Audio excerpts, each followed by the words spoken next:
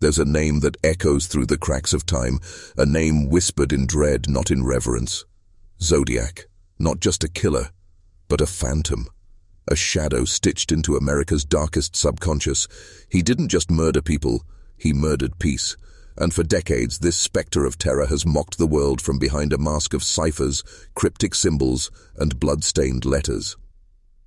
December 20th, 1968, Lake Herman Road, two teenagers, David Faraday and Betty Lou Jensen, parked in a lover's lane under a dead winter sky. Minutes later, their lives were extinguished with cold efficiency. No witnesses, no mercy, just silence and the first stroke of fear. 7 months later, July 4th, 1969, Vallejo, another couple, Darlene Ferrin and Michael Mageau, ambushed by a man in darkness. Ferrin didn't survive. Mageau barely did. Then the phone rang at police headquarters, a chilling voice claiming both attacks.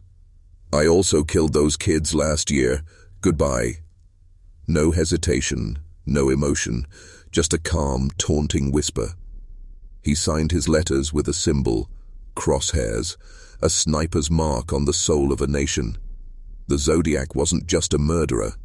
He was a performance, a spectacle of horror meticulously crafted. And he had demands: publish his ciphers or face more bloodshed. This wasn't about revenge or passion, it was about control, domination, psychological warfare. His letters dripped with arrogance, spelling errors and riddles that hinted at a deeper madness. One cipher promised his identity, another claimed his victims would be slaves in the afterlife. What kind of man sees murder as a spiritual transaction? Authorities were stunned. The FBI, CIA, and local police couldn't stop him. The first cipher was cracked by ordinary citizens, a schoolteacher and his wife. It revealed a twisted manifesto, a confession not just of acts but of beliefs.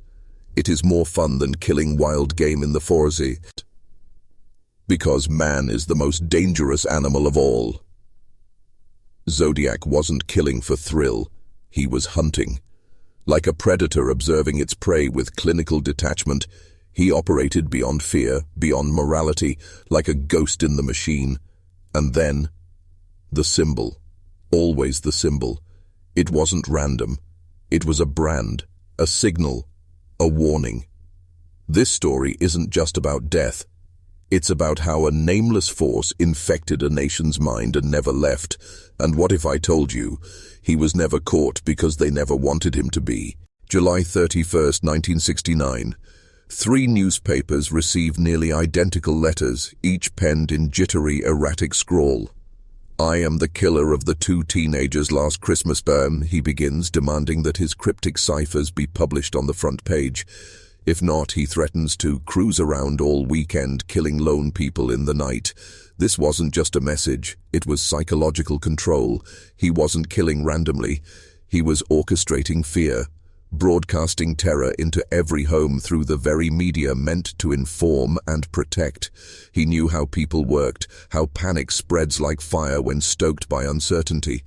The letters contained the infamous Z408 cipher, a complex puzzle claiming to hide his identity. In truth, it's a trap.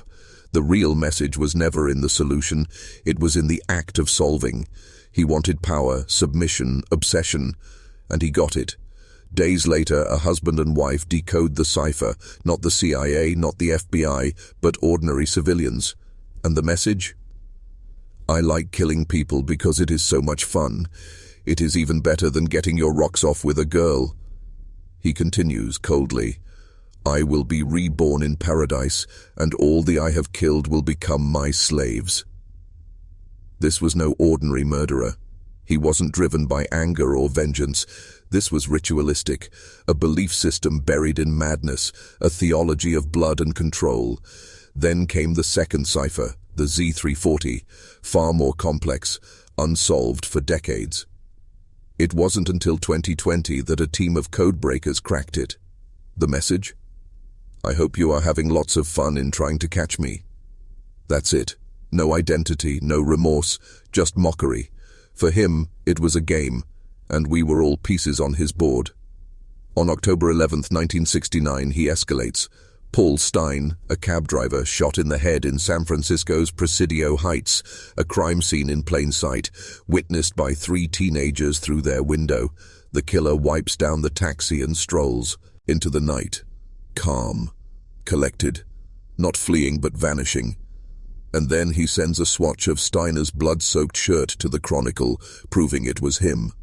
Why? Because he wasn't done. He wanted us to know. He was always watching. And somewhere, deep within the institutions meant to stop him, a disturbing truth lingered. He was outsmarting them. Or maybe he wasn't working alone. 2 patrol officers respond to the scene within minutes. They spot a man walking nearby, white, husky, wearing dark clothes. They ask if he saw anything. He points east, claiming someone ran that way with a gun. They drive off, chasing shadows. Hours later, they realize the man they questioned wasn't a witness. He was the Zodiac. This moment, this slip, exposed a flaw in the system. The dispatcher had relayed the suspect as black. Why? Mistake? Or misdirection? Either way, the Zodiac walked free, right past those sworn to stop him. The aftermath was chaos. Police posters, sketches, frantic searches. But the killer was gone, leaving behind only the symbol, those chilling crosshairs, on Paul Stein's taxi, his shirt, his final breath. Then came the letters, taunting once again. "I am the murderer of the taxi driver," he boasts. And then a darker threat. He would shoot the tires of a school bus and kill children as they fled. It wasn't about murder anymore, it was about control over a city's heartbeat. The people of San Francisco held their breath, waiting for the next move. And nothing came. No attack, no school bus carnage. Just silence. A void filled with fear.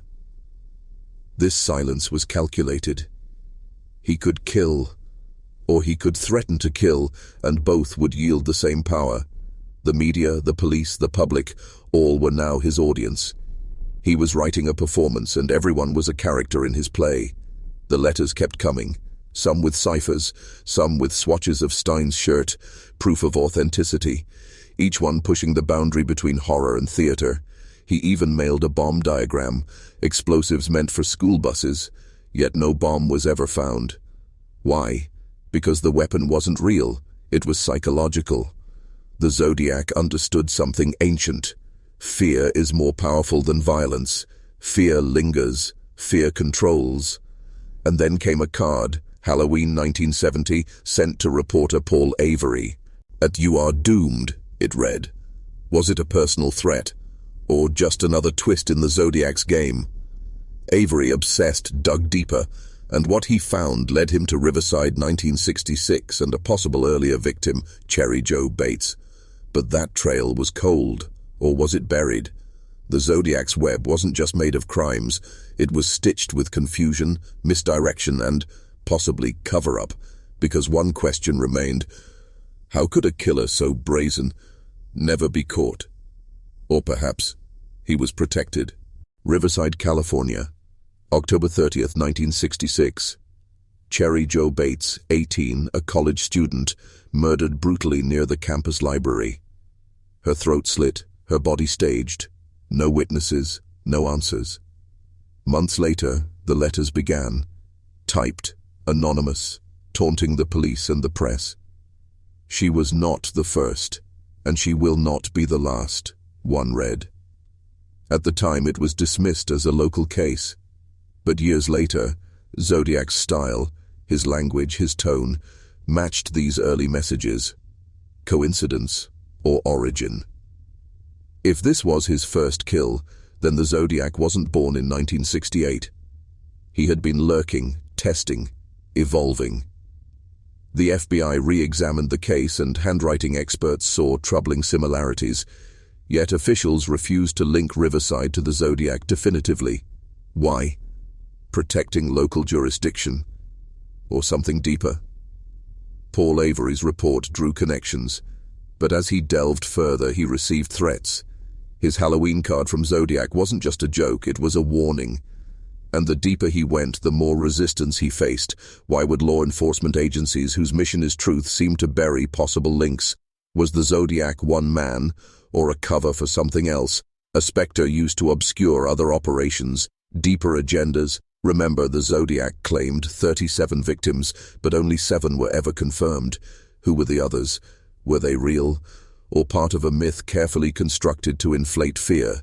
Some suggest the Zodiac was an identity anyone could wear, a mask for chaos, multiple killers, one symbol, one voice, and perhaps a shared purpose. Fear as a tool, control as the goal. Between 1969 and 1974, the Zodiac's correspondence shifted from ciphers to cultural commentary. He mocked films, police work, and the media. His letters became less about murder, more about manipulation. The Exorcist letter in 1974 would be his last confirmed message. After that, he vanished. Some say he died. Others say he walked away, job complete.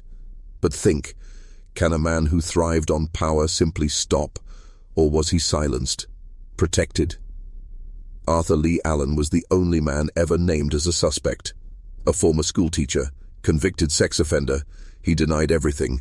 Polygraphs, searches, interrogations, nothing stuck. When he died in 1992, some thought the case died with him, but Allen's link was circumstantial. No definitive evidence, and many investigators, professional and amateur, have named dozens of other suspects. Too many. Almost as if confusion was the design. The question remains, was Allen the Zodiac, or just another pawn in a darker, deeper game? One designed not to reveal, but to conceal. The deeper we look, the more the Zodiac's legacy begins to resemble something far more sinister than a lone killer. In 2004, overwhelmed by unsolved leads and dead ends, the San Francisco Police Department marked the case inactive. But why shelve the most infamous unsolved murder case in American history? Caseload pressure was the excuse. The truth may be something else. Within 3 years, the case was quietly reopened. Why? New evidence? A new suspect? Or pressure from someone behind the scenes who didn't want the past to stay buried? In 2018, the Vallejo Police Department attempted to harness the power of modern DNA technology, GED match, the tool that helped catch the Golden State Killer. But for the Zodiac, no match, no closure. The results, they said, were inconclusive. But was it failure or suppression? Think, a case this old, this famous, and still no name, no arrest. And yet the letters, the taunts, the ciphers, they're now studied like sacred texts by thousands of amateur sleuths, self-named zodiologists. These men don't seek justice, they seek truth. Because behind the mystery, they sense something that doesn't add up. From Arthur Lee Allen to Richard Gaikowski, Earl Van Best Jr., Gary Francis Poste, the list of suspects is endless. Each has compelling ties. Each has damning contradictions. It's almost as if none of them were the Zodiac, or all of them were. What if the Zodiac wasn't one man, but a code name, an identity shared, a psychological operation to control, manipulate, and distract? The chaos he caused, the fear, the obsession served a purpose. People stopped questioning their leaders, their systems. They were too busy chasing shadows in the night. In 2020, the San Francisco Chronicle reaffirmed what many already knew. The Zodiac case wasn't just unsolved, it had become legend. And legends don't just persist, they're preserved. But by who? And for what end? In the shadows, this case became more than murder. It became myth, and myths are used to control, to distract, to bind. And now, viewer, it's time to go deeper. If you've come this far, the transformation has already begun. To seal it, comment, "The symbol is the key," twice. Let the world know you see through the mask, because the mask is everything. And what's behind it is the truth they never wanted you to find. Let's peel back the final mask, the one that hides the real engine behind this dark machine. The Zodiac's letters weren't just taunts, they were blueprints. Each cipher, each bizarre phrase wasn't just a game, it was instructional. Think about it. The first cipher, cracked by amateurs, didn't give his name, it gave his philosophy. He wasn't killing for revenge or pleasure, he was collecting slaves for the afterlife. Absurd, or coded language? Ancient cults believed in spiritual servitude, the soul's bondage beyond death. The Zodiac spoke in their language, one of control, of ownership, of ritual. He references The Most Dangerous Game, a short story where humans are hunted for sport. But what if he wasn't just referencing fiction? What if he was revealing his reality? A world where the powerful prey on the weak, not just for control but for spiritual power. Now pause. Reflect on how the Zodiac operated. He didn't just kill, he staged, he wrote, he performed. He wanted the world to witness. That's ritual behavior. Initiation. He wasn't hunting alone, he was recruiting. He wanted others to see, to follow, to become. And they did.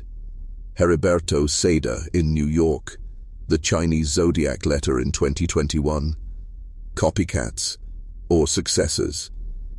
The truth is chilling. The Zodiac wasn't the only one. He may not have even been first. His crimes, carefully constructed, symbolically charged, echo ancient rites. The mask, the hood, the symbol. This is a cult theater. The manipulation of reality through staged horror. And the authorities? They played along. Whether through incompetence or design, they never caught him. Surveillance failed. Fingerprints went nowhere. DNA useless. Each failure added to his myth. Each dead end, another layer of the lie. But the real deception, convincing the public he was a lone madman, that's what they want you to believe, because if you see the Zodiac as one man, you won't as who protected him, who benefited, who watched the city tremble and grew stronger in the silence. This is not just history, it is a blueprint for control through fear, repeated across time, across nations.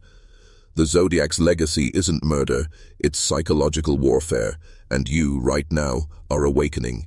Each symbol, each cipher, a piece of forbidden knowledge meant to warp your perception. But now you see, now you know. Keep watching, because the deeper we go, the more you'll realize. The Zodiac wasn't a man, he was a system, one still alive, one still hunting. Washington and Cherry Street, October 11th, 1969. The night San Francisco saw the Zodiac face to face.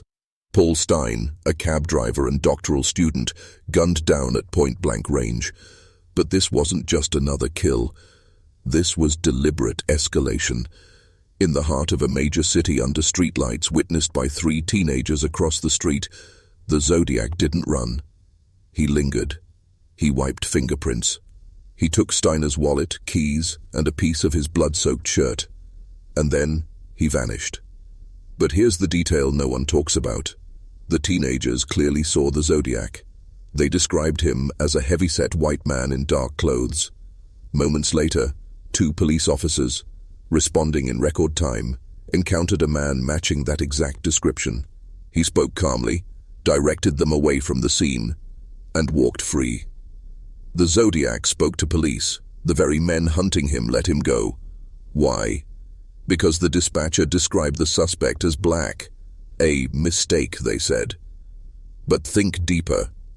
In a city teeming with fear, at the climax of a murder spree, the killer slips through due to a racial miscommunication, or was it planned confusion? After that night, SFPD ramped up efforts, but they weren't chasing leads, they were chasing ghosts. And then, the letter arrived. Inside, a piece of Paul Stein's shirt stained in blood. Proof. The Zodiac boasted about eluding police, taunting their incompetence, threatening school children next.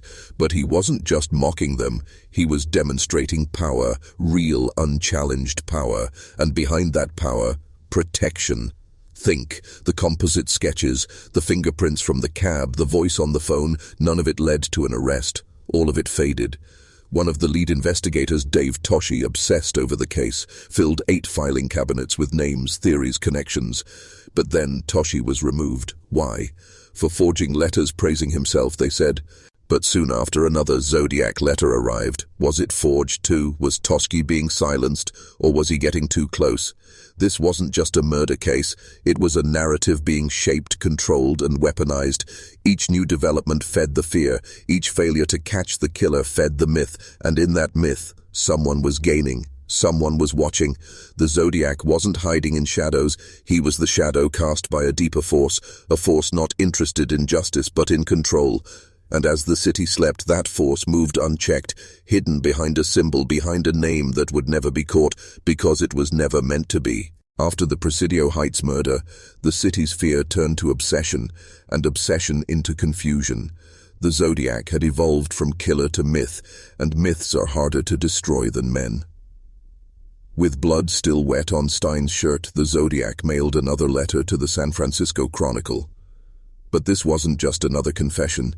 It was a declaration of dominance. He had watched police search for him. He mocked their blindness. And then came the threat, not against another couple in a car, but against school children. "I shall shoot out the front tire and pick off the kiddies as they come bouncing out." This wasn't murder. This was terrorism. Psychological warfare on a city held hostage by uncertainty. Who could stop a phantom? No one. And that's how power works. When the threat is everywhere, fear becomes total. But here's the twist. In the midst of chaos, media and law enforcement amplified the Zodiac's voice. Every letter published, every word printed. Why feed the fire? Why give a killer a megaphone? Unless the chaos served a purpose. In the background, SFPD detectives like Toshi and Armstrong searched for patterns, for suspects. Their list grew, but no one was arrested. Arthur Lee Allen emerged as a prime suspect. Convicted sex offender, erratic behavior, and a disturbing interest in the Zodiac case. He wore a watch with the Zodiac symbol. He was near the crime scenes. Yet despite 20 years of surveillance, search warrants, and whispers, nothing stuck. Allen denied everything. He died in 1992, and with him, the police's strongest lead. But ask yourself, how could the only named suspect in America's greatest unsolved case be so easily dismissed? Because the truth was never about one man. It was about a system of misdirection, of manipulated focus. While the world hunted Allen, the real game was elsewhere. Meanwhile, the Zodiac's letters kept arriving, each more cryptic, each more symbolic. He sent diagrams of bombs. He scrawled threats on Halloween cards. He mailed cryptograms impossible to solve. And always, the symbol, the crosshairs, not just a signature, but a sigil, an ancient tool for focusing power, controlling attention, creating fear. Through that symbol, the Zodiac controlled us all, and through fear, those in the shadows ensured obedience. The Zodiac was never hiding. He was always in plain sight, behind the headlines, behind the panic, behind the system that thrives on fear. You're beginning to see it, aren't you?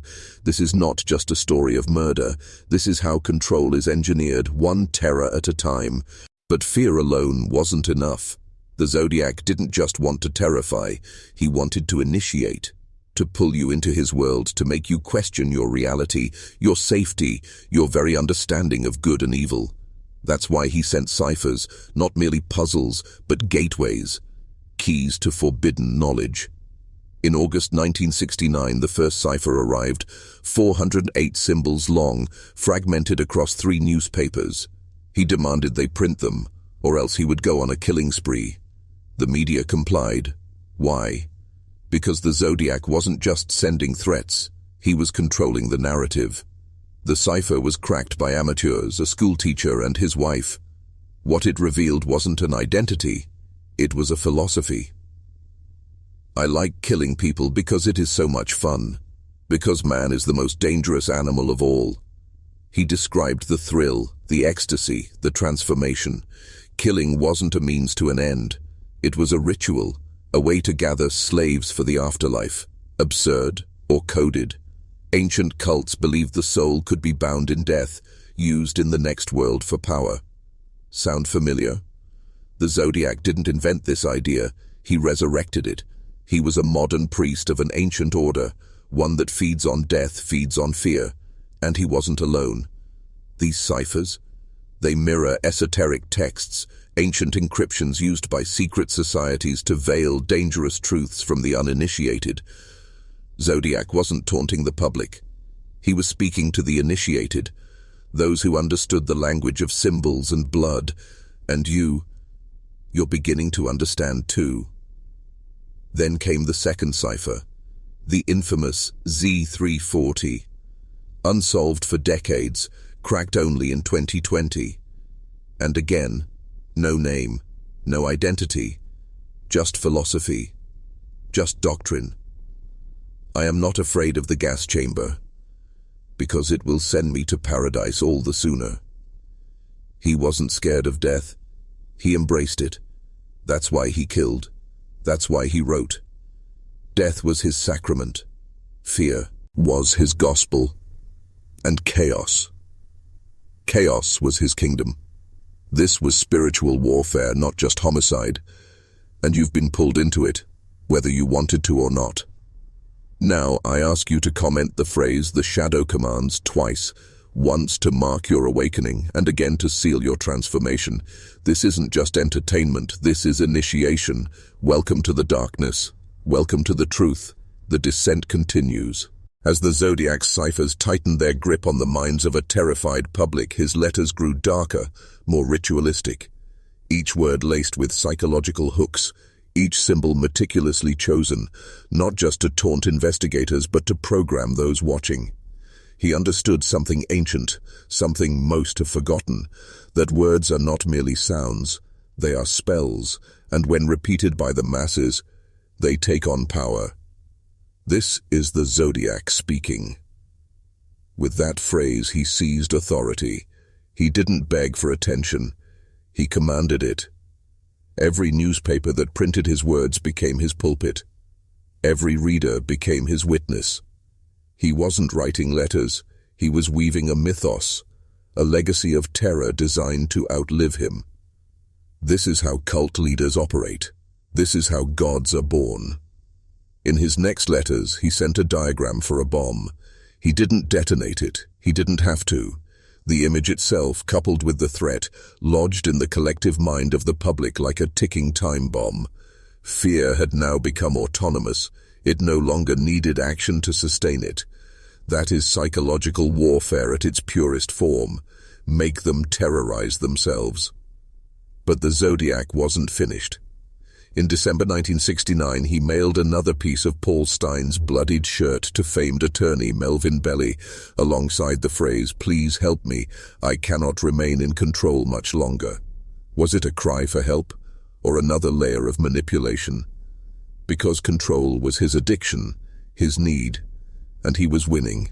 Every police failure, every panicked headline, every cracked cipher that led nowhere, it all fed his legend. But who was he? Arthur Lee Allen emerged again, this time more forcefully. He was nearby. He had a violent past. He had the Zodiac watch. But still, no arrest. Why? The system didn't seem to want a resolution. The Zodiac was useful. He justified budget increases, surveillance expansions, public compliance. When people are scared, they surrender rights. They demand protection. The Zodiac didn't just haunt individuals, he haunted a culture, and someone was benefiting from it. Understand this. Some specters are born of flesh. Others are born of necessity. The Zodiac wasn't just a man. He was a mechanism, a device to steer society through fear. And as long as fear served its masters, the Zodiac remained free. Because the truth was never meant to emerge, it was meant to be buried under layers of fear, ciphers, and silence. But silence in the world of hidden power is never accidental. It's a design, and the Zodiac's silence after 1974 wasn't retreat. It was strategic withdrawal. A predator vanishes only when the herd is fully conditioned to fear the rustling in the grass. The Zodiac had shaped public consciousness, turned cities into battlegrounds of the mind. Then he stepped back, not defeated but complete. His final confirmed letter came in 1974. It referenced The Exorcist, calling it the best satirical comedy. But why that film? Why then? Because The Exorcist was not just horror.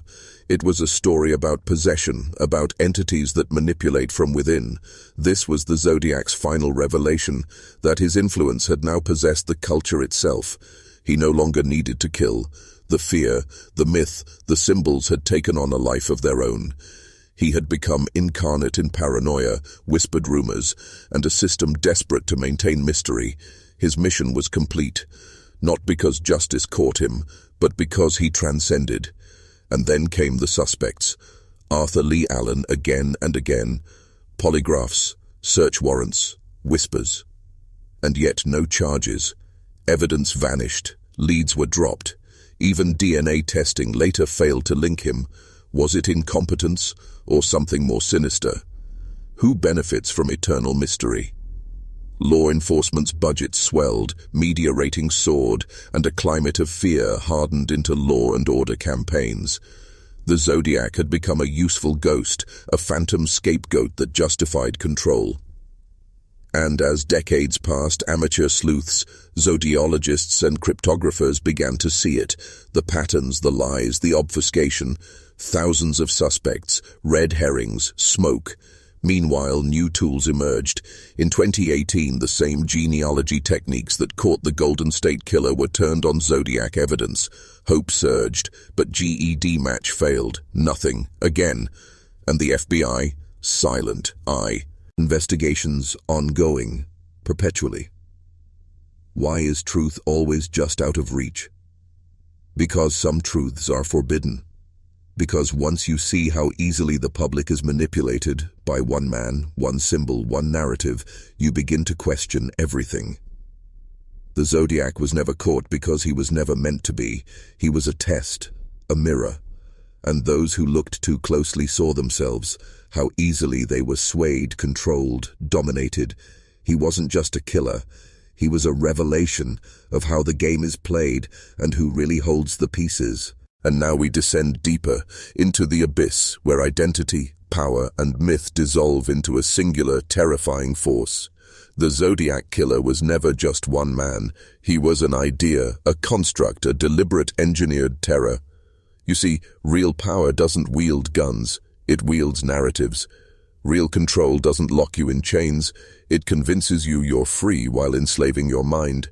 The Zodiac's mastery of public fear, of psychological manipulation, was uncanny, unless, of course, it was learned, taught, trained. There are whispers, documents buried, testimonies dismissed, that connect the Zodiac's methods to military psychological operations, black-budget experiments in behavioral control. Remember, the ciphers, the ritualized killings, the communication with media, these mirror tactics used in psyop programs where fear is weaponized and confusion is cultivated to fracture societies from within. Could the Zodiac have been a rogue operative, or worse, a tool in a greater strategy to test mass obedience? In the late 60s, America was reeling. Vietnam, civil unrest, assassinations, the perfect storm for a control experiment. Enter a killer who needs no identity, who leaves behind symbols rather than solutions, questions instead of answers. And while the public stared at the ciphered pages, mesmerized and afraid, what shifted behind the scenes? Surveillance powers expanded. Law enforcement agencies were restructured. The populace, once defiant, became compliant. The Zodiac's legacy was not bodies. It was submission. His fear soaked into the cultural fabric, into media, into law, into memory. Decades passed, but his shadow remained, and still, no closure. Because this story was never about justice. It was about conditioning. A test to see how easily reality could be bent, how deeply paranoia could be seeded, how long a ghost could dominate a nation. And you are waking up inside too. Hat's story. The symbols weren't meant to be solved. They were meant to bind you, to keep you chasing shadows while the true architects of fear walked free. The Zodiac's gaze is still upon us, not from the alleys of San Francisco, but from the pages of history rewritten, from the institutions he exposed, not with clarity, but with chaos. He wasn't merely a murderer. He was a mirror held to power itself, and the reflection still haunts us even now. Let's pull back the veil now, just slightly, just enough for you to see what lies beneath the surface of the Zodiac's ciphered legacy. He told you in his own words, "I like killing people because it is so much fun." But that wasn't just sadism, it was ritual. He claimed his victims would become his slaves in the afterlife. A bizarre statement, unless you understand the ancient occult belief systems that were mirrored in his words. The idea of taking souls through blood, binding them beyond death, that's not insanity. That's doctrine in dark, forgotten circles of hidden elites. The Zodiac didn't just take lives, he harvested them, in accordance with belief systems older than America itself. You think that sounds far-fetched? Then ask why his symbol, a crosshair, resembles not only a gun sight, but ancient solar and planetary sigils used in alchemical and occult rituals for centuries. Coincidence? Or was he signaling to those who would recognize, who would understand that this was more than murder? It was a working, a ritual, a declaration of hidden power moving in plain sight. And while the masses were hypnotized by headlines, those symbols awakened something older, something meant to last. His letters dripped with misspellings, intentional or coded references. Some researchers believe hidden texts and names lie beneath the surface, layers within layers. A linguistic labyrinth meant only for those with eyes to see. Because the Zodiac wasn't just writing to newspapers, he was writing to someone else, someone watching, someone who understood the real message. These letters weren't confessions. They were progress reports. Proof that the ritual was proceeding. Proof that control was intact. And the final twist? The deeper you dive, the clearer it becomes. This was never about solving a crime. It was about unveiling a system, one that uses fear to enslave, symbols to hypnotize, and mystery to dominate. The Zodiac was the harbinger, the avatar of a hidden order. And now that you see the pattern, you must ask yourself, how many others like him have walked among us? How many events have been rituals in disguise, masked as random chaos? Remember this as we go deeper. The true power of darkness is not violence, it's deception. And the Zodiac mastered both. You're starting to feel it now, aren't you? That unease isn't just fear, it's recognition. The Zodiac wasn't an anomaly. He was allowed to exist, even protected. Why? Because his existence served multiple masters. Look at how the system responded. Evidence mishandled, suspects ignored, fingerprints that led nowhere, DNA that mysteriously failed to match anyone, and at the heart of it all, Arthur Lee Allen. He was the only man ever publicly named a suspect. A convicted sex offender, a man with disturbing tendencies, and yet despite years of investigation, no charges. Why? Because Allen was a decoy, a narrative trap set to absorb the public's attention, while the real force behind Zodiac remained untouchable. Every time new evidence surfaced, it led to a dead end, as if the investigation wasn't failing but being guided, controlled, steered. Controlled by whom, and for what purpose? Think. Who benefits when fear dominates a city? Who gains when people cry for more police, more surveillance, more control? This wasn't just about murders. It was about managing perception. Fear is currency, and Zodiac generated it on demand. And then he vanished. But his legend endured, and with each anniversary, each documentary, each unsolved cipher, the myth deepened. But myths are tools, and this tool was used to reshape society, to prove how easily the public can be controlled, not with armies, but with a story. The Zodiac wasn't just killing people, he was programming a population. And still the system protected the illusion. In 2018, investigators tried GED match. No match. In 2020, the FBI claimed the case was still active. Yet nothing. Silence. Delay. Why? Because the truth behind Zodiac's identity was never meant to be found, because it would expose a hidden architecture of manipulation that stretches far beyond one man, far beyond San Francisco. The Zodiac was a test, a prototype for a kind of psychological warfare, and we all failed. We stared into the cipher and saw only letters, never the message. You are not in control. And now that message is seared into your mind. The question is, what will you do with it?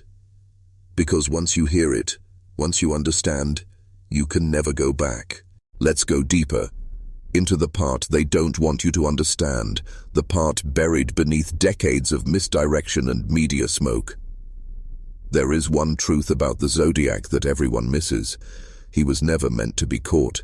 His letters, his murders, his vanishing act, it was all part of a design, a masterstroke of psychological dominance. His correspondence with the press wasn't just taunting, it was training. He trained the public to expect terror, to crave updates, to submit to authority under the weight of dread. And who benefited from that dread? The Zodiac created order through chaos. He terrorized just enough to allow institutions to expand their reach, but not enough to cause full collapse. A perfect equilibrium of fear. And the symbols? Oh, the symbols. Each cipher, each sketch, each cryptic sentence, they were ritualistic markers, tools of esoteric communication. Who was he really writing to? The media, or someone else? Observers, those hidden figures who operate above the law, above the visible world. Think, the letters stopped not because the Zodiac was dead, but because the ritual was complete. His tally, claimed 37, confirmed 5, was a number game, numerology as code, a message for the initiated. And the locations, Lake Herman Road, Blue Rock Springs, Lake Berryessa, Presidio Heights, drawn on a map. They form patterns, sigils of power etched in blood upon the land. Still believe this was random? Or have you started to see the ritual for what it is? Each murder site became a psychic scar, a point of fear embedded in the collective unconscious. And from these scars, control grew. The Zodiac didn't vanish. He was absorbed, his legend used to justify surveillance, to test compliance, to refine manipulation. He became a mythic figure, and myths are never accidents. They are tools of empire, weapons of obedience. And now you've seen the blueprint. The Zodiac was not a Lonte, a madman. He was the herald of a new era, where fear is orchestrated, ritual is disguised, and control wears the mask of mystery. You are not just watching history, you are seeing how power truly operates in the shadows, through fear, through myth. And the next phase, has already begun. By now you understand, the Zodiac wasn't just a killer. He was a weaponized symbol, a living cipher in human form. And symbols like him don't disappear. They evolve, they adapt, they replicate. After his final confirmed letter in 1974, the world thought he was gone. But the truth is far darker. He metamorphosed, his mythology feeding into copycats, cults, and control systems. Heriberto Seda in New York City, Shinichiro Azuma in Japan. Both styled themselves Zodiac. Both carried out murders in the shadow of the original. These were not coincidences. They were activations, proof that the Zodiac's true legacy was contagion, the spread of ritual violence through mimicry, through narrative infection. And each time, the system looked the other way or failed. Why?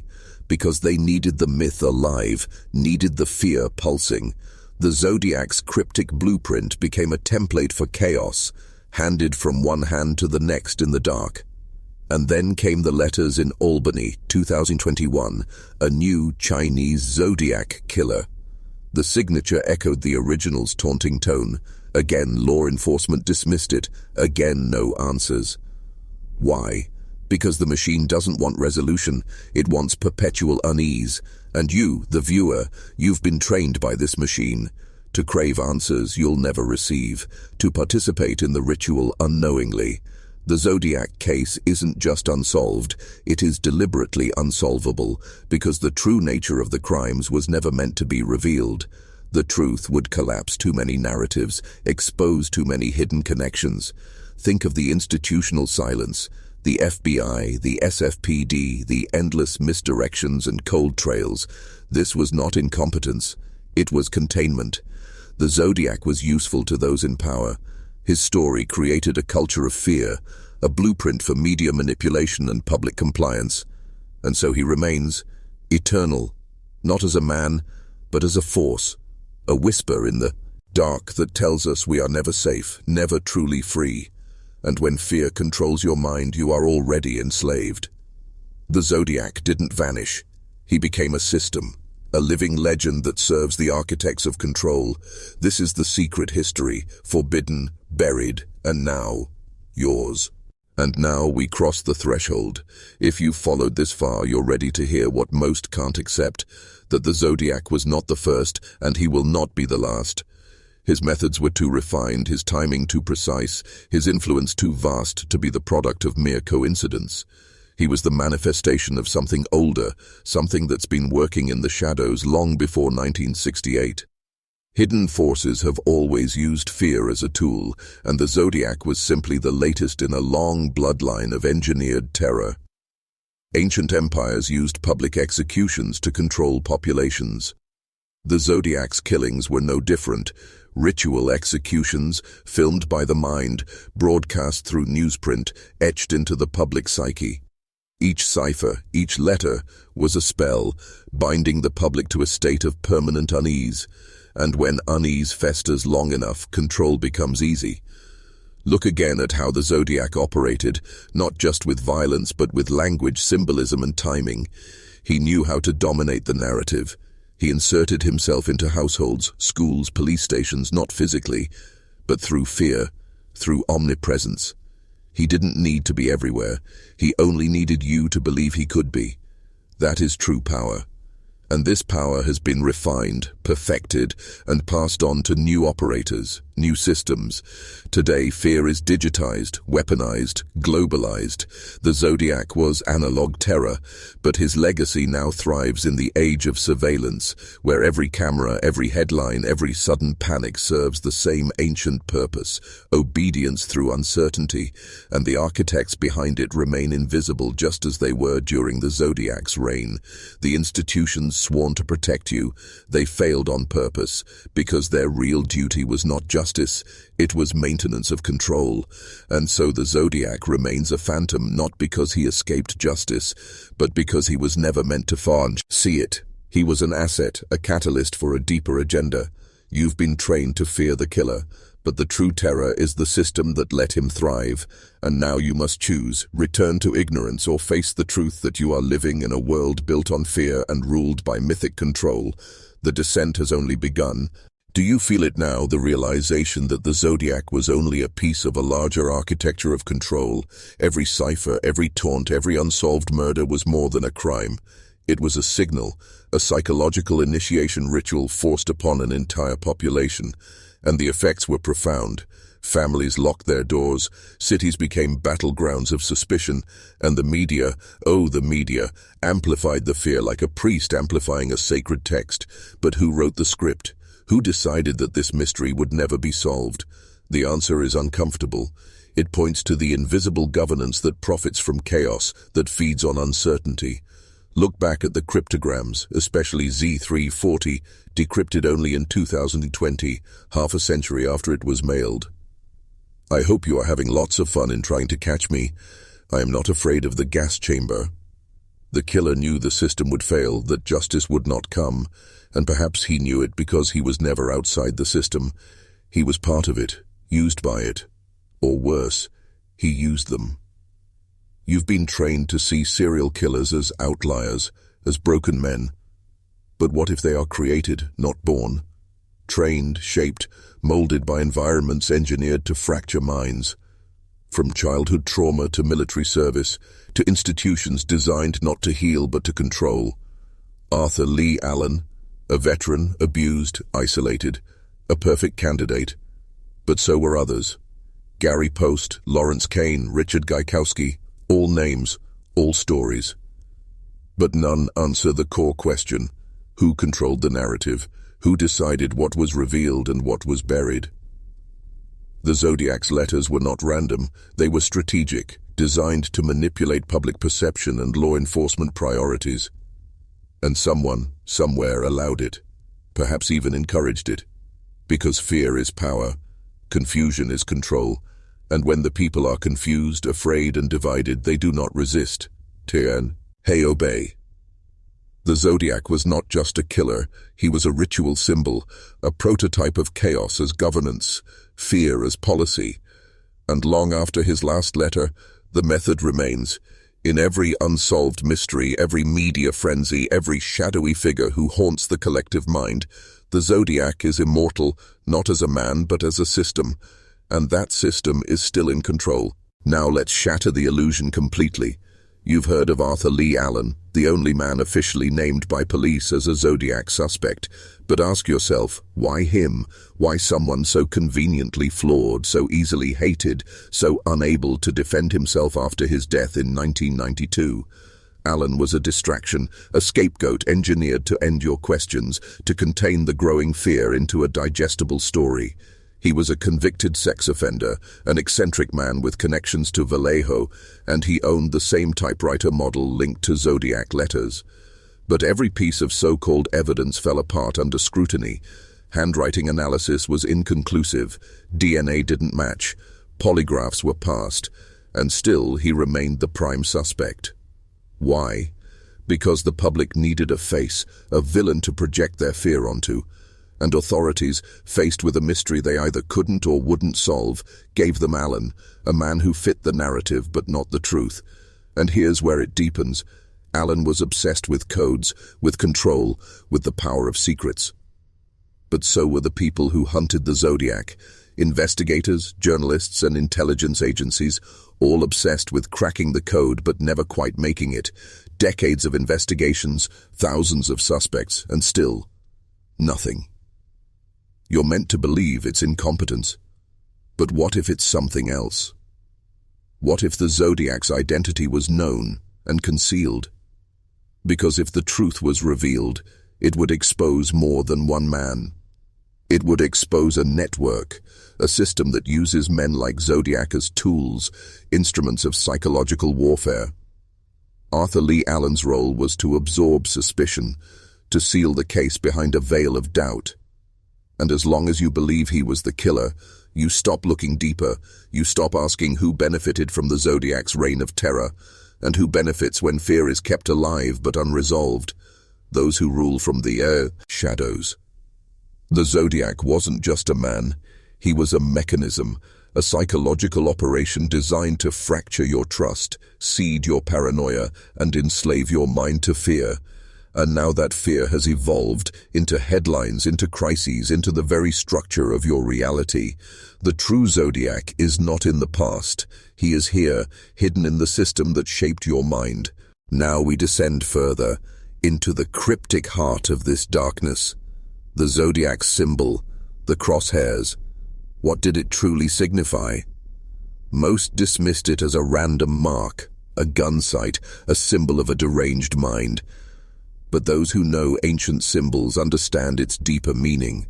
The crosshairs, a union of vertical and horizontal, of time and space, of matter and spirit. In esoteric traditions, it is the sigil of dominion, of watchers who see all, of unseen architects who mark their territory not with flags, but with fear.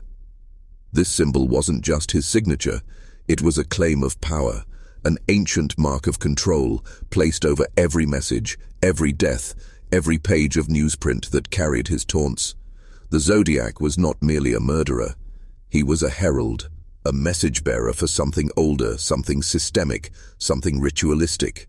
Consider this. The first confirmed attack took place on the winter solstice, December 20th, 1968, just a day before the darkest night of the year. His murders aligned with seasonal cycles, solstice, midsummer, equinox, times of ancient ritual significance. Coincidence?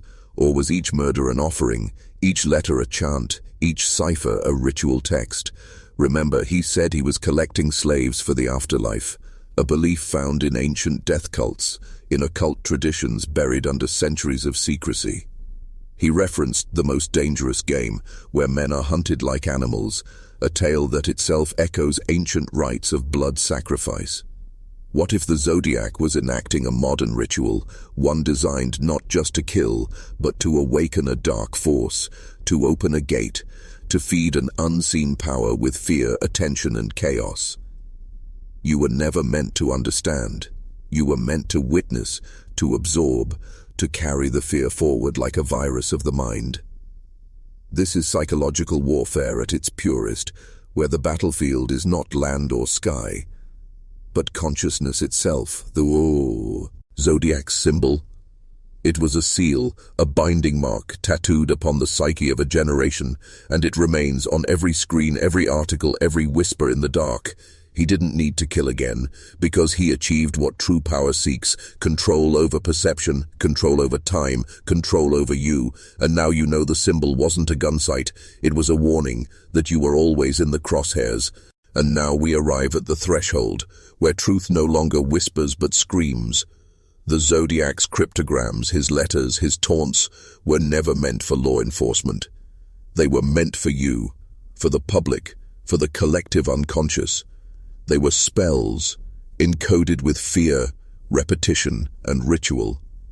Each misspelling, each erratic phrasing was deliberate, a tool of linguistic disruption, a technique used in ancient rites to scramble comprehension and weaken resistance. Confusion is a weapon, and the Zodiac wielded it with precision. But here's what they didn't tell you. 2 of his 4 ciphers remain unsolved, and those 2 may hold the key, not to his identity, but to his purpose. Cryptographers, code breakers, and intelligence agencies have tried and failed. Or perhaps they succeeded and buried what they found. Think. Why would the CIA and FBI involve themselves so heavily in a local serial killer case? Because the content of those ciphers threatened to expose something far greater than a murderer, perhaps a method, perhaps a system of control that still exists today. The Z13 cipher, mailed in 1970, teases, "My name is," followed by 13 symbols. But those symbols, they don't decode like letters. They resemble symbols from ancient alphabets, astrological signs, and occult systems of knowledge, systems known only to initiate circles, to elite societies that operate beneath the surface. This was not a name. This was an invocation, a signature of an order, not a man. And the Z32 cipher? It came with a map, a location, but not for a murder, for a bomb, or so he claimed. Yet no bomb was found, because the real bomb was the cipher itself, a device designed to detonate your belief in order, in safety, in truth. The Zodiac reshaped reality for an entire region, and then disappeared. No trace, no arrest, no justice. Why? Because his work was done. He had infected the culture, taught the system how fear and mystery could control minds, how unsolved terror could paralyze a population. And since then, the method has been refined, weaponized, and scaled globally. The Zodiac was a prototype, a harbinger of a new era, where fear is the ultimate governance and truth is never revealed, only manipulated. You are living in that era now. The cipher remains, because the message is still active, and its target is you. Let's talk about the phone calls, the voices from the void that punctuated the Zodiac's blood-soaked messages.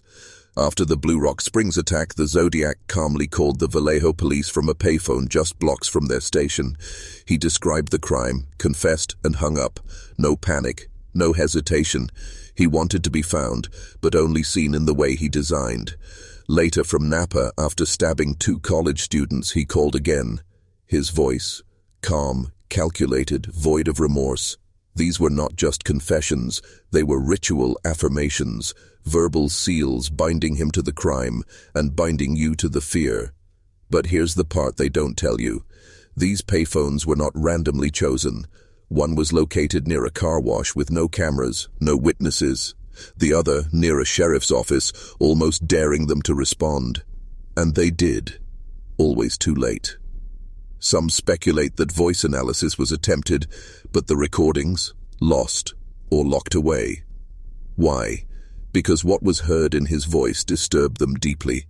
Reports hinted at trained speech patterns, almost military cadence, not the mutterings of a madman, but the control of someone used to command, someone who understood psychological dominance. It's as if he'd been taught how to manipulate with tone alone. Think about that. These calls weren't just communication, they were auditory conditioning, designed to instill a subconscious recognition that someone is always watching, always listening, always beyond reach. And what about Eric Weil, the mental patient who impersonated the Zodiac live on TV in 1969? He tricked attorney Melvin Belly and demanded to speak publicly. The call was traced, but the real Zodiac wasn't on the line. Or was he? Some believe Weil was manipulated, used to test media response to see how easily the public could be controlled by a voice from nowhere. Once again, the system obeyed, cameras rolled. The media bent, law enforcement danced. And the Zodiac laughed, because every call, every letter, every cipher was about control, not just of people, but of perception itself. By controlling the narrative, he controlled reality. And you've been living in that reality ever since. The question is, whose voice do you hear when you think of evil? The Zodiac's, or the system that made him possible, and perhaps made him at all? Now enter the shadow realm of suspects, faces, names and lives forever tainted by proximity to darkness. The most infamous, Arthur Lee Allen, a man with secrets, obsessions and a history that aligns far too closely with the Zodiac's path. Allen was a convicted sex offender, dismissed from teaching, a loner with violent fantasies. He owned weapons, wore the same size boots as prints found at crime scenes, and was known to be in the vicinity of multiple murders. When police searched his home, they found bombs, bloody knives, and cryptic writings, but not one piece of definitive proof. No DNA, no conclusive handwriting match, no direct link to the letters. Allen died in 1992, never charged. Some investigators swore he was the Zodiac. Others, including Detective Toshi himself, admitted everything ultimately pointed away. And that's the real game, the art of controlled suspicion. Allen's life was consumed, destroyed by the weight of being a maybe. A scapegoat in a system that needed someone to point to, someone to satisfy public hunger for resolution without risking the truth. But Allen wasn't alone. Richard Gaikowski, a journalist, Lawrence Kane, a mentally ill Navy veteran, Richard Marshall, a film projectionist. All had tenuous connections, yet none faced charges. Each man was swallowed by the Zodiac's shadow, and none escaped. Because once named, the stain never fades. But ask yourself, what if that was the point? A shell game of suspects, a labyrinth of misdirection. You see, true power doesn't fear exposure. It hides behind chaos. 1,000 suspects, 1,000 leads, none conclusive. Why? Because perhaps the Zodiac was never one man. Perhaps he was a construct, a psychological weapon created by an institution, an intelligence, a hidden force. Think about how many resources were spent on this case, how many agents, how much time. Yet we know nothing. Deliberately no thing. The suspects are diversions, mirrors in a hall designed to keep you spinning. Arthur Lee Allen may have worn the mask, but the hand that crafted the mask remains unseen, and as long as you chase faces, you'll never see the architect, the entity that benefits from fear, from unsolved terror, from control without consent. The Zodiac wasn't just a killer, he was an experiment, and we are the subjects. And what of the letters, the raw, unfiltered transmissions of a mind that refused to obey? They were more than taunts. They were scripts, psychological weapons, forged with the precision of a master manipulator. From 1969 to 1974, each letter was a drop of poison, laced with fear, mockery, and control. He opened with, "This is the Zodiac speaking," not as a name, but as a proclamation of dominion. He was not seeking recognition. He was declaring rule over your mind.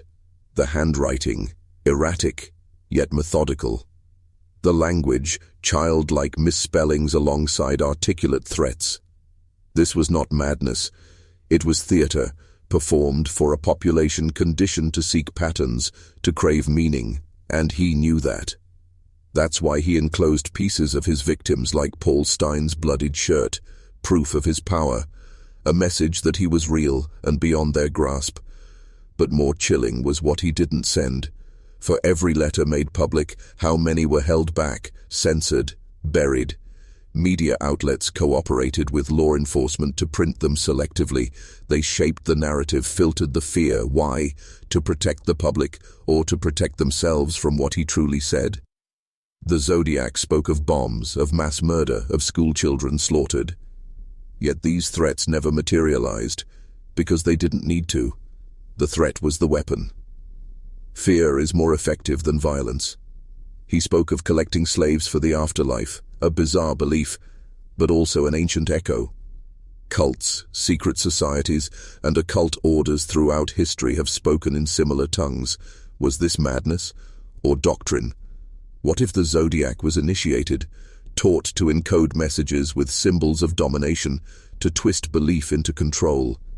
His final known letter in 1974 referenced The Exorcist, a film about possession. He wrote, "I am not afraid of the gas chamber." A lie?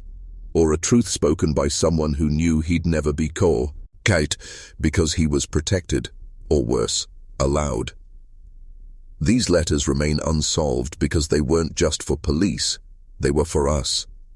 A campaign of psychological warfare wrapped in the veil of crime, masking an experiment in mass influence. The Zodiac was testing the limits, how far a voice, a symbol, a fear could control millions, and here you are, still listening, still searching, still trapped in the labyrinth he built and never escaped. But not all letters were created equal. Some of the Zodiac's most cryptic communications contained ciphers, codes within codes, symbols that defied easy interpretation. The first cipher, the Z408, was solved within days by a schoolteacher and his wife. It revealed not a name, but a manifesto.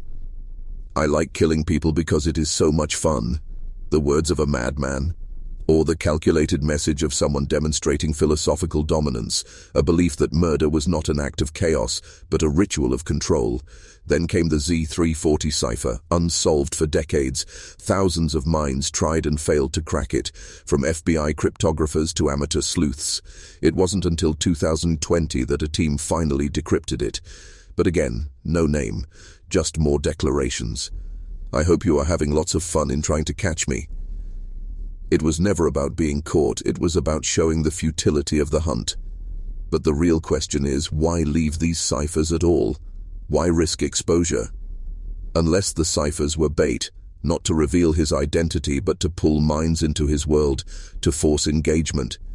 Every symbol was a hook, drawing the reader deeper into a web of control. And what about the remaining unsolved ciphers, the Z13 and Z32?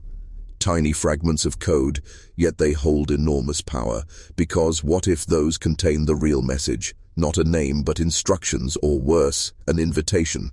There's a reason they remain unsolved. Perhaps they were never meant to be solved, or the key lies not in language but in symbolic interpretation.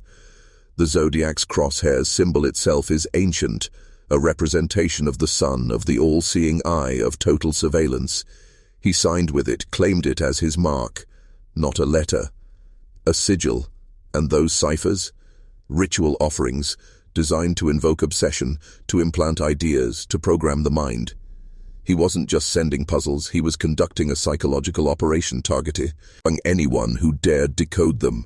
And in doing so, he ensured that the Zodiac wasn't just a man, it was a virus, an idea, a code embedded in culture, unstoppable, eternal. Every unsolved cipher is a doorway, and the deeper you peer through it, the more you realize this was never about who he was. It's about what he wanted to become. And now we step into the abyss, the place where theory, fear, and forbidden knowledge converge. What if the Zodiac was not a lone man in the shadows, but a design, a prototype for something far more insidious? Consider the timing. Late 1960s America, a nation reeling from war, assassination, and cultural upheaval. Fear was currency, and those who controlled it wielded unimaginable influence. The Zodiac appeared not just as a killer, but as a force of destabilization, targeting the fragile fabric of public trust. He struck at lovers, at innocence, at the very heart of urban safety. But his weapon wasn't just the gun or knife, it was the letter, the cipher, the fear that permeated homes, police stations, and newsrooms. This was psychological warfare on a civilian population, and where had such tactics been perfected? Military intelligence. Documents declassified from that era reveal government interest in behavioral manipulation, in sowing panic, in testing mass influence through fear-based stimuli. Programs like MK Ultra, COINTELPRO, black operations that experimented on the American psyche. And what better cover for such experimentation than a serial killer no one could catch? What if the Zodiac was their field test, a human weapon launched into the population to gauge response, to refine techniques of control through terror? Think of how law enforcement was manipulated, how the media became a mouthpiece, how the public was turned into obsessed investigators, chasing shadows, devoting years of their lives to decoding the undecodable. That's psychological dominance, executed with terrifying precision, and just as suddenly as he appeared, he vanished. No trial, no closure, no end. Why? Because the operation concluded. The data was collected. The results were clear. A myth had been born, one that would linger and evolve. A virus passed from generation to generation. The Zodiac ceased killing because he no longer needed to. His real legacy was the conditioning of a population, the implantation of a concept that safety is an illusion and unseen forces move among us without consequence. He was a phantom, yes, but not just of flesh.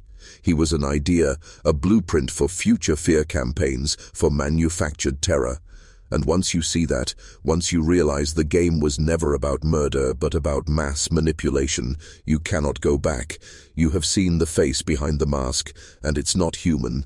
But ask yourself, why has this case never been solved? With modern forensics, with DNA databases, with millions of eyes on every shred of evidence, how can the Zodiac still remain unnamed, untouchable, unaccounted for? Because some mysteries are not meant to be solved. Some are designed to remain open, to haunt, to control, to act as a perpetual symbol of fear. The Zodiac case is not just unsolved. It's been maintained like a cold flame that never dies. There have been suspects, hundreds, thousands, but every lead ends in ambiguity, in silence, in missing evidence, lost files, dead witnesses. Consider Arthur Lee Allen, the only man officially named by police. He matched the physical description, he owned the same types of weapons, he had disturbing tendencies, but the evidence never quite fit. Handwriting didn't match, DNA didn't match, fingerprints, inconclusive, always just enough to create doubt, just enough to keep the myth alive. And then he died. Case closed? No. The questions deepened. Others stepped into the void. Earl Van Best Jr., Gary Post, Richard Gaikowski, all compelling, all impossible to confirm. It's almost as if the system itself resists the truth, as if the Zodiac is protected not by luck but by design. Could it be that key evidence has been withheld, that critical documents were sealed, altered or destroyed, that agencies tasked with solving the case were also tasked with keeping it unsolved, because a mystery is more useful than a solution? An open wound festers, draws attention, obsession, fear, and fear, as we've seen, is a tool of control. What if the Zodiac was never meant to be caught because his role was never to be punished, but to serve a higher function, a function that those in power deemed valuable?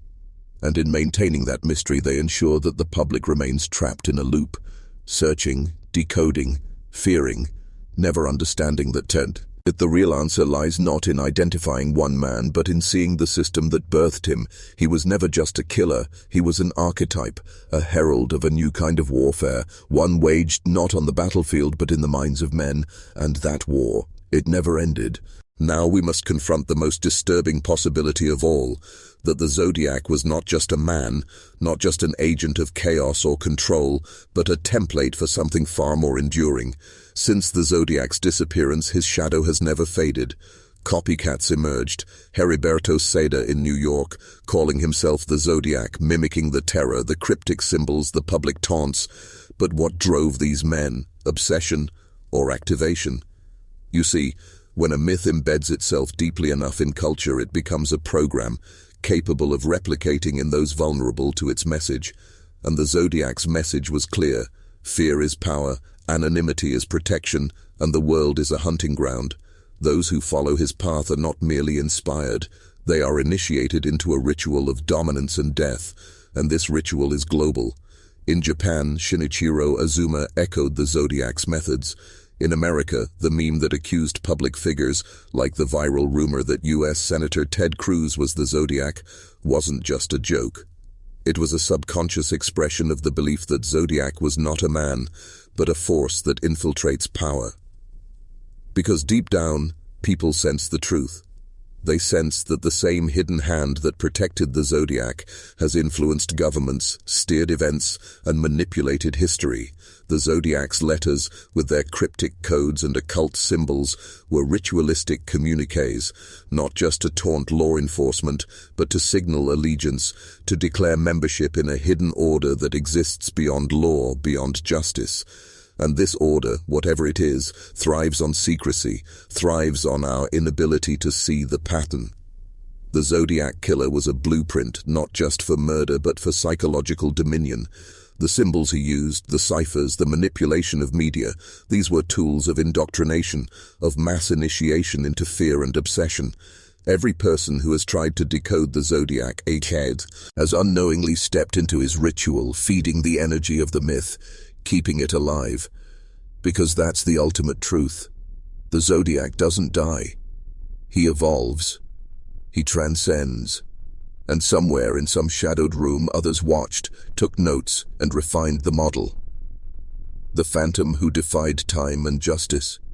He was only the beginning, and the next iteration may already be among us.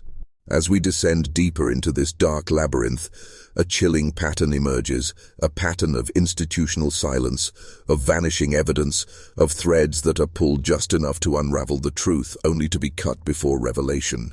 The Zodiac case across decades has amassed mountains of files, suspect lists, forensic reports, and testimonies, yet none of it leads anywhere concrete. Why? Because this case was never truly meant to be solved by ordinary means. In 2018, the Vallejo Police Department attempted to use GED Match, a tool of genetic genealogy that had just led to the arrest of the Golden State Killer. Hope surged. Would the Zodiac finally be unmasked?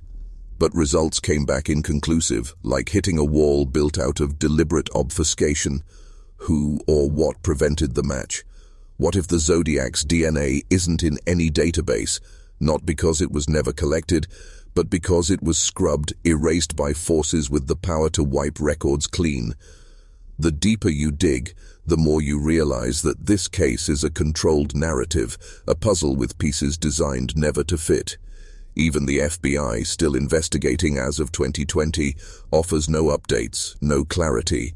A silent watch maintaining the myth while withholding the conclusion, and yet the story persists, compelling thousands to dedicate their lives to chasing shadows.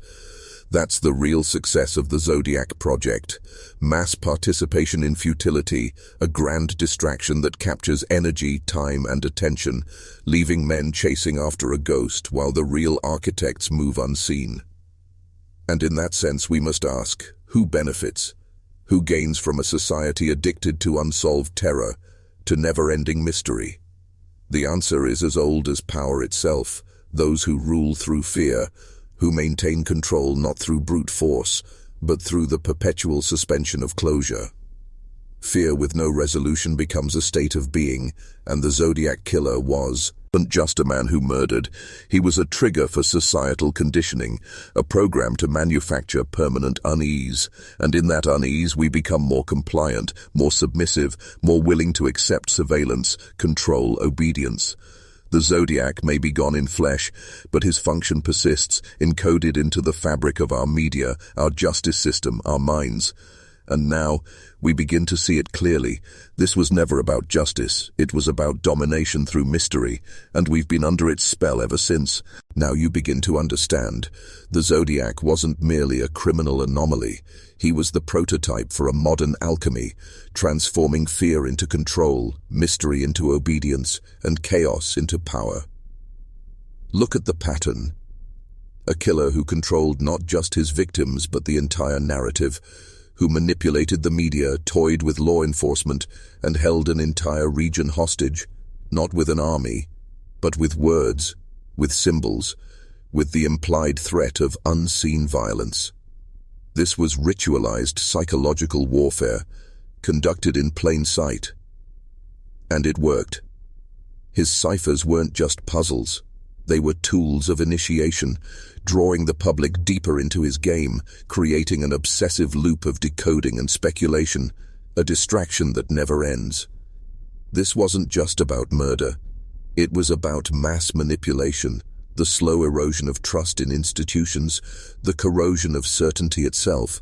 Because once people fear the invisible, once they doubt the protection of police, of community, of government, they become pliable, ready for new forms of control. The Zodiac case seeded this reality. The first letters in 1969 weren't just communications, they were blueprints, showing how a single figure could bypass all traditional systems and implant fear directly into the collective consciousness. And after that, the door was open. Governments, intelligence agencies, media conglomerates, they all saw the power of that template. The Zodiac became a case study, a manual, and since then the tactics have only evolved. Think about it. Since 1970, how many events, how many crimes, how many narratives have followed the same formula?